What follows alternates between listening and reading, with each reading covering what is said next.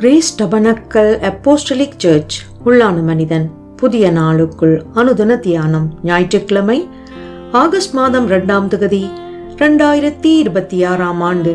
இன்றைய தியான தலைப்பு பிரதான ஆசாரியரை நோக்கி பாருங்கள். இன்றைய தியான வசனம் எபிரேயர் 4ஆம் அதிகாரம் 15ஆம் வசனம். எல்லா விதத்திலும் நம்மை போல் சோதிக்கப்பட்டும் பாவமில்லாதவராயிருக்கிற பிரதான ஆசாரியரே நமக்கிருக்கிறார். தியானம். இந்த வருடத்தின் ஆரம்பத்தில் இருந்து பிலிப்பியருக்கு தேவ ஊழியராகிய பவுல் எழுதின நிருபத்தின் கருப்பொருளை மையமாக வைத்து எங்கள் வாழ்க்கையை தேவ வார்த்தையின் வெளிச்சத்தில் தியானித்து வருகின்றோம். 2ஆம் அதிகாரத்தின் ஆரம்பத்திலே விசுவாசிகள் ஏக சிந்தை உள்ளவர்களாக இருக்க வேண்டும் என்றும் கிறிஸ்துவின் சிந்தையை தரித்துக் கொள்ள வேண்டும் என்பதையும் குறிப்பிட்டிருப்பதை காணலாம். 3ஆம் அதிகாரத்திலே இலக்கை நோக்கிய சிந்தையை குறித்து வலியுறுத்தி கூறினார்.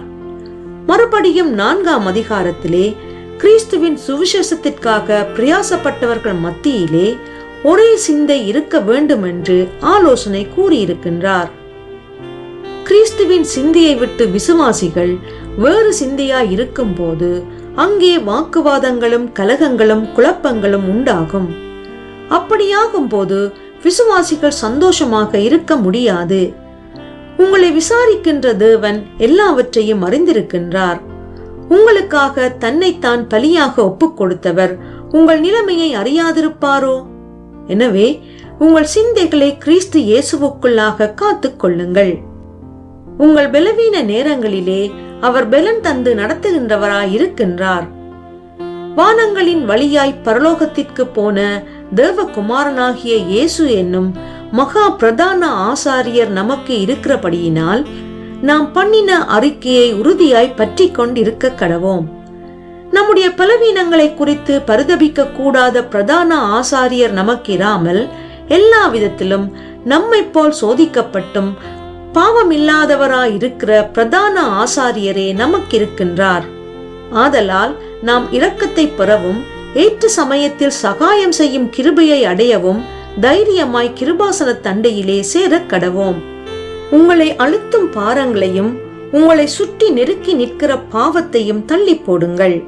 விசுவாசத்தை துவக்குகிறவரும் முடிக்கிறவருமாயிருக்கிற இயேசு கிறிஸ்துவை நோக்கி பாருங்கள். அவருடைய சிந்தையை தரித்தவர்களாக உங்களுக்கு நியமித்திருக்கிற ஓட்டத்தில் பொறுமையோடே ஓடுங்கள். ஜெபம் செய்வோம். என் சிந்தையை முன்னறிந்த தேவனே, வாதுக்கும் வழக்குக்கும் உரிய காரியங்களை என்னை விட்டு அகற்றி விடும்படி எனக்கு பிரகாசமுள்ள மனக்கண்களை தந்து என்னை உம்முடைய வழியிலே நடத்தி செல்வீராக. இரட்சகர் இயேசு வழியாக ஜெபிக்கின்றேன். ஆமேன். மாலை வாசகம் பிலிப்பியர் 4ஆம் அதிகாரம் 8ஆம் வசனம்.